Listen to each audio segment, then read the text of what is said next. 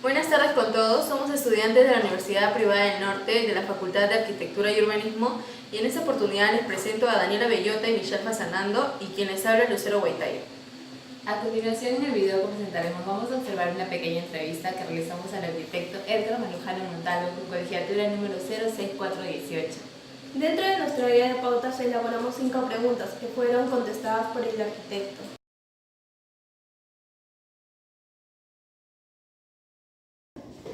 Buenas tardes arquitectos, nosotros somos estudiantes de la Universidad Privada del Norte de la carrera de Arquitectura y el día de hoy venimos a hacer una pequeña entrevista respecto a su experiencia como docente.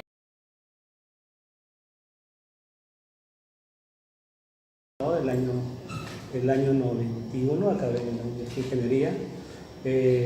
Tuve la oportunidad de trabajar en varias oficinas antes de ser arquitecto y antes de ser arquitecto también me dediqué mucho a la construcción, a la edificación, porque realmente no había un ámbito laboral. La época en la que yo vivía era una época muy difícil, digamos, académicamente gloriosa, pero laboralmente espantosa, no había mucho trabajo.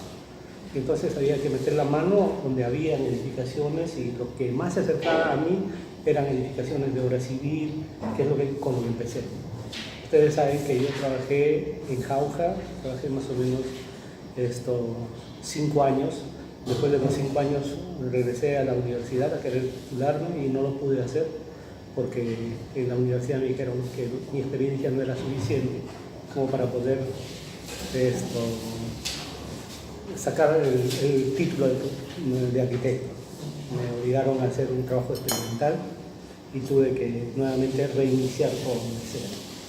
Empecé a trabajar en Lima, en ProLima, y ahí tuve una relación directa con los monumentos. Al comienzo no entendía, a pesar de haber llevado el curso de restauración con arquitectos muy importantes, no entendía cómo había que hacer el mantenimiento de estos edificios o para qué servían. ProLima fue una institución que me albergó.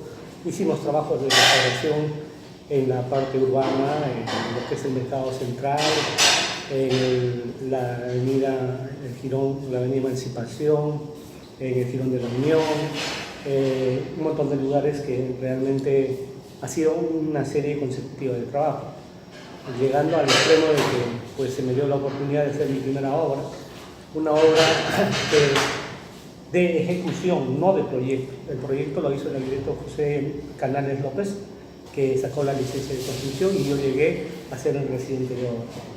Empezamos, ese trabajo era hacer el primer centro artesanal de Lima y estaba ubicado en la esquina de Girón Camaná y Conde de Superuna.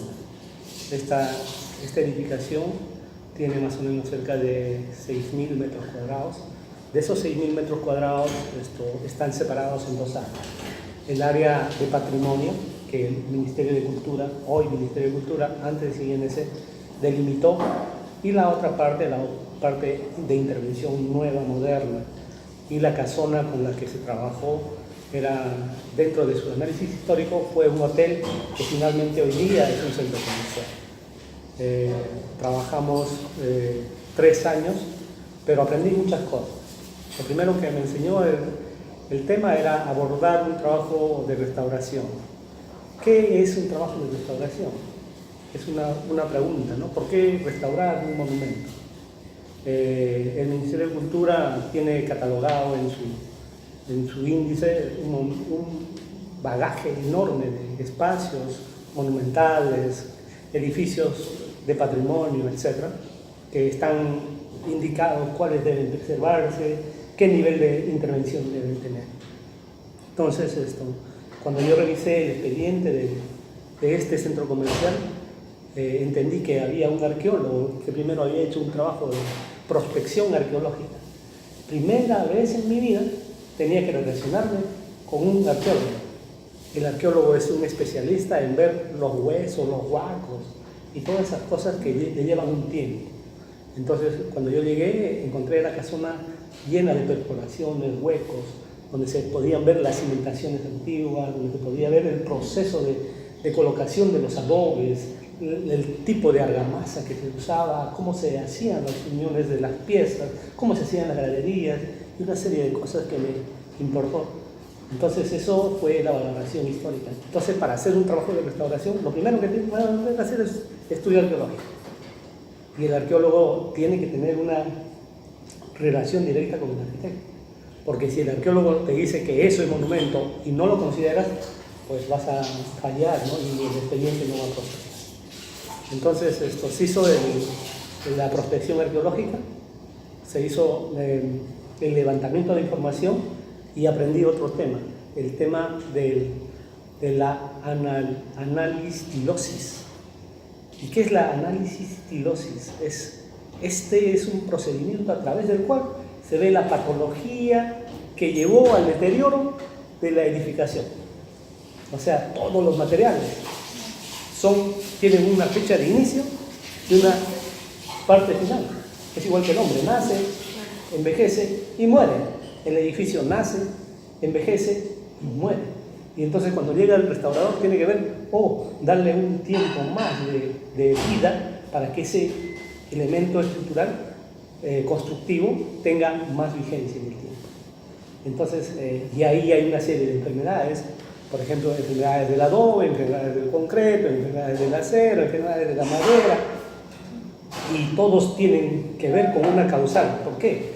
Porque en el tema de restauración se tiene que ver en qué nivel de restauración se debe hacer.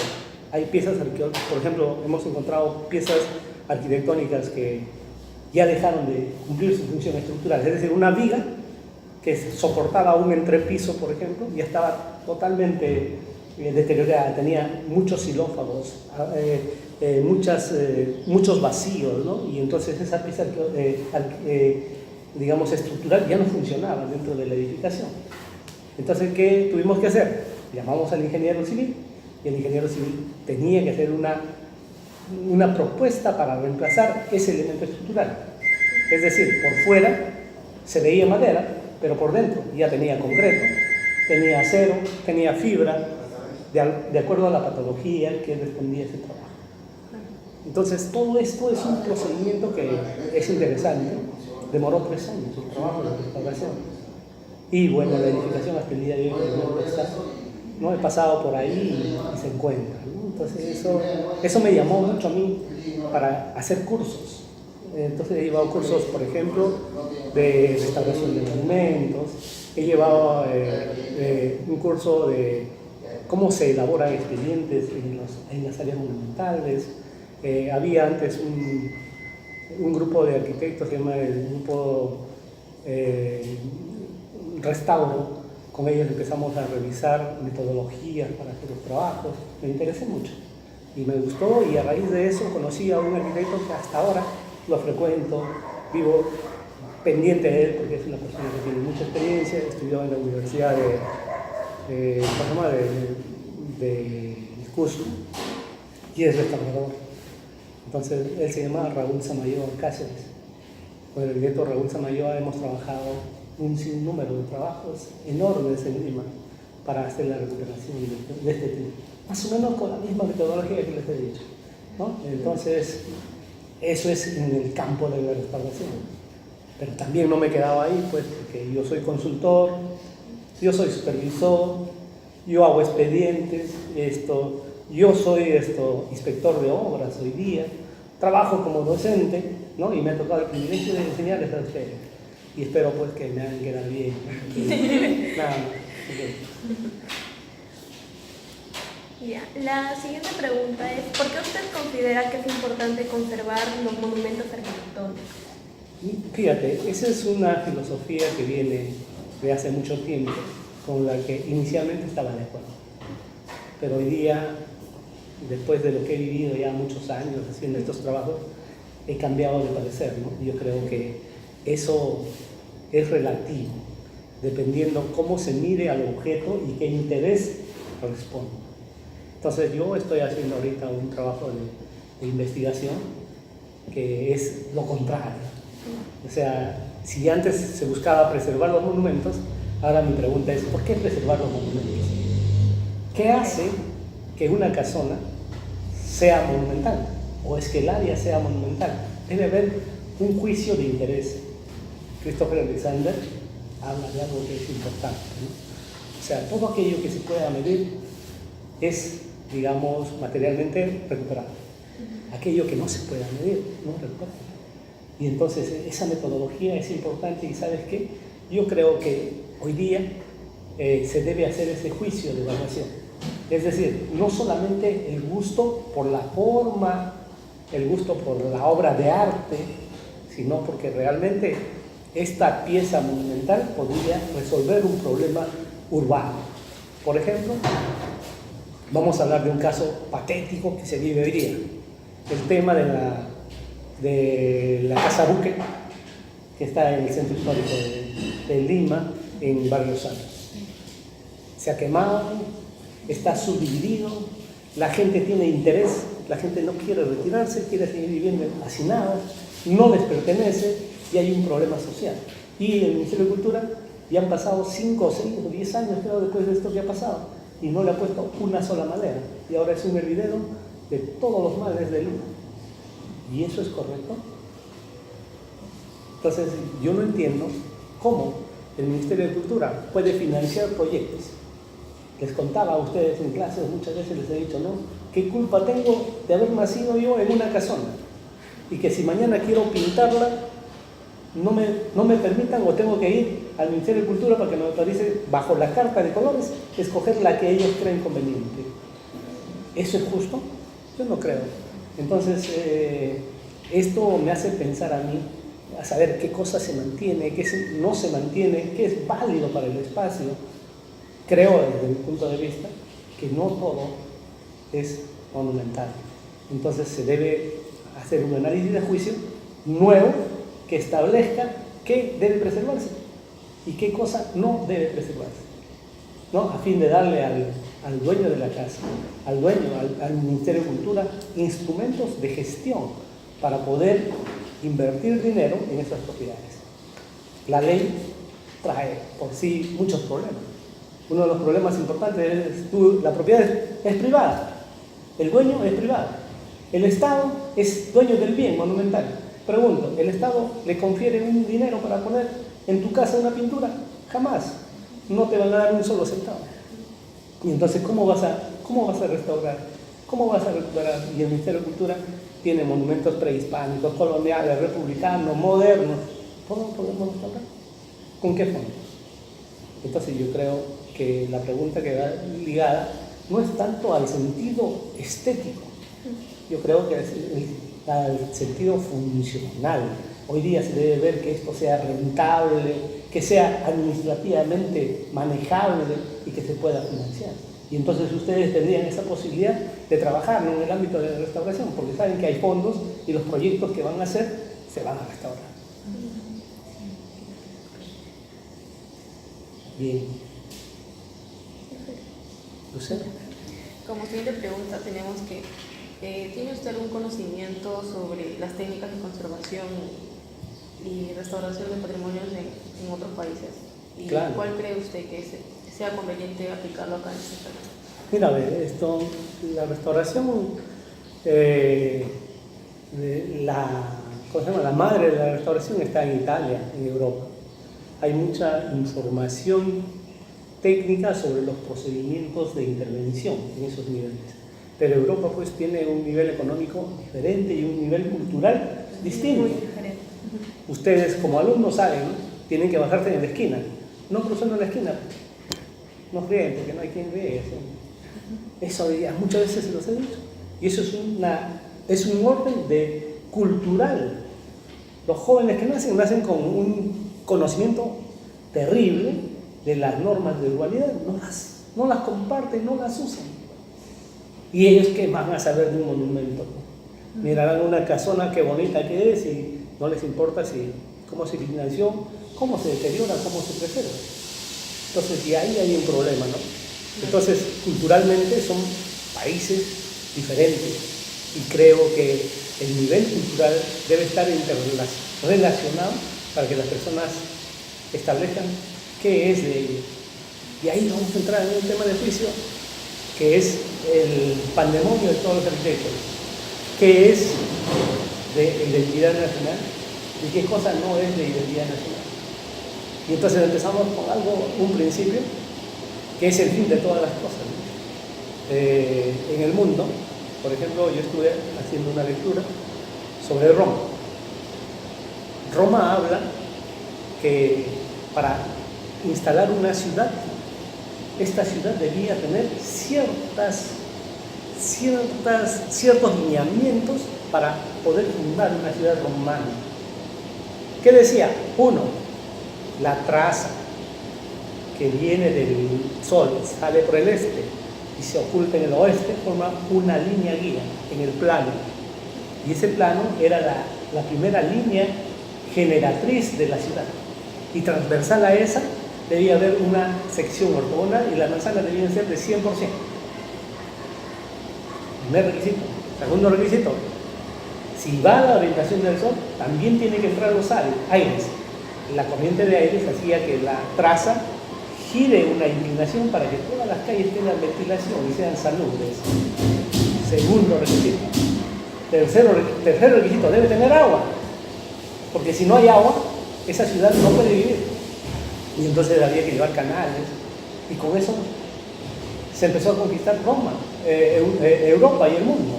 Y uno de los países que fue conquistado fue España. Y España tiene el modelo, y el modelo lo copiamos en el Perú. Y pregunto, ahora la ciudad, el damero que tenemos, el damero Pizarro, ¿es copia romana? Yo creo que sí. Es una copia romana porque tiene la traza, tiene la forma, tiene su costumbre. ¿Y saben qué? Sabremos si realmente eso es nacional, tiene valor. Ustedes juzgarán.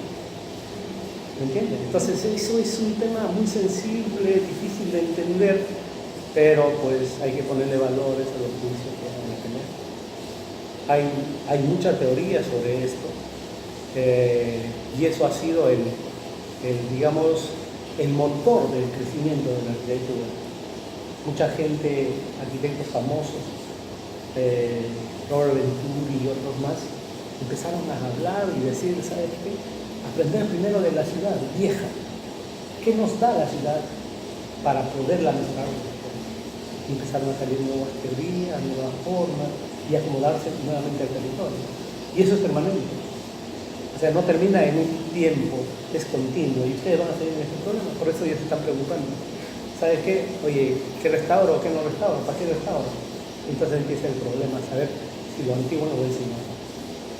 Yo ya les he dicho, ¿no? Mi punto de vista es claro, que se preserve todos los monumentos que son válidos, que se busque un financiamiento para ellos, ¿no es cierto? Así es, que va a estar ahí la razón, una razón. Claro, y entonces ustedes encontrarán el juicio y espero de que aquí pues a 5 años todos los monumentos se conserven y quede bonito la ciudad. De acuerdo a su trayectoria, ha presenciado que la nueva generación de arquitectos se enfoca más en la arquitectura moderna, dejando de lado las técnicas y empleados en la arquitectura antigua. O sea, me estás preguntando si las técnicas antiguas no se preservan. Ajá, no se Sí, preservan, o los materiales, Claro, pues como el adobe. es que no, obvio, ¿no? Estamos en el siglo XX, ¿no? 21 va a ser.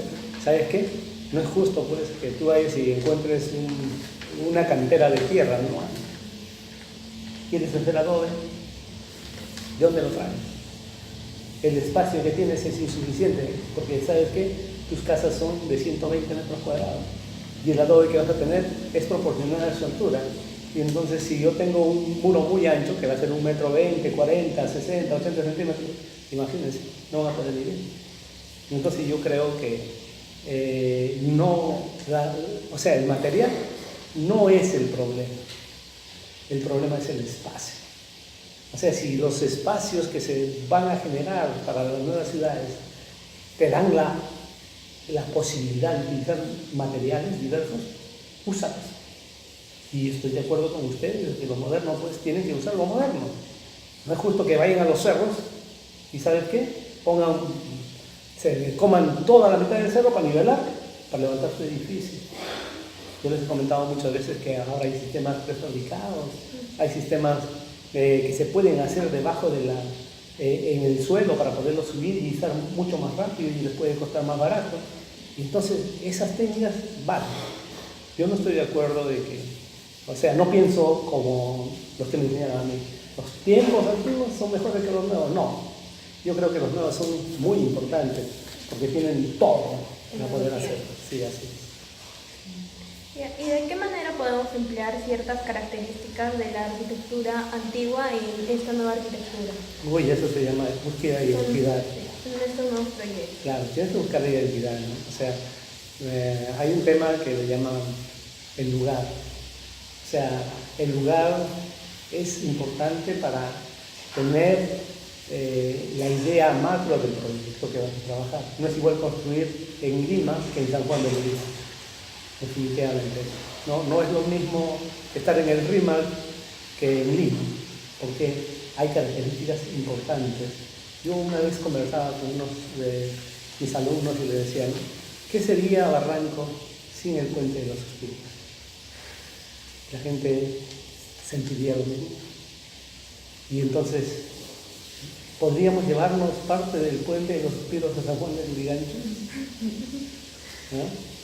Entonces, ¿qué hace que el sitio tenga esa vocación? O sea, cada lugar es especial, no pueden ser comparables, ¿no? O sea, las características las puedes traer. Les digo, muchas veces les he dicho a ustedes cuando hemos estudiado, copien el concepto y nunca la forma, porque la forma responde a una necesidad orgánica, espacial de cada lugar. Así es. Es por eso que, por ejemplo, en las provincias permanece el diseño, ya de, por ejemplo, en la sierra, el diseño de los aguas. No, el diseño es una necesidad, Claro, porque si no pones tu techo a 2 aguas, te vas a inundar, ¿no? Pero es como una identidad que ellos tienen, es parte de su proceso que- de Porque que los necesitan. el clima te obliga. Claro. Sí. Es Tú por cuando ejemplo- vas a la playa, en verano, te puedes poner un saco, un abrigo. No. ¿Qué van a decir de ti cuando te vean con el abrigo en pleno 35 grados centígrados? Y tú con tu abrigo. ¿Ah? ¿Por qué se ríen? Porque es impropio.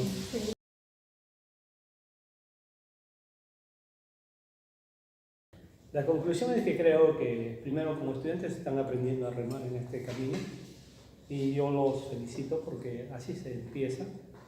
Segundo, sería bueno llegar a establecer una relación directa entre lo que predican y lo que hagan. No se puede predicar lo que no se hace. Así que empiecen a interesarse por los monumentos, porque saben que hay que hacer un seguimiento. Yo he trabajado en la Fundación Ford para hacer el inventario de los monumentos de Lima. Y eso te enaltece, te llena de mucha información que la necesitas. También creo que es importante establecer el marco conceptual que tenga de la arquitectura moderna respecto de la arquitectura antigua. ¿En qué orden están trabajando?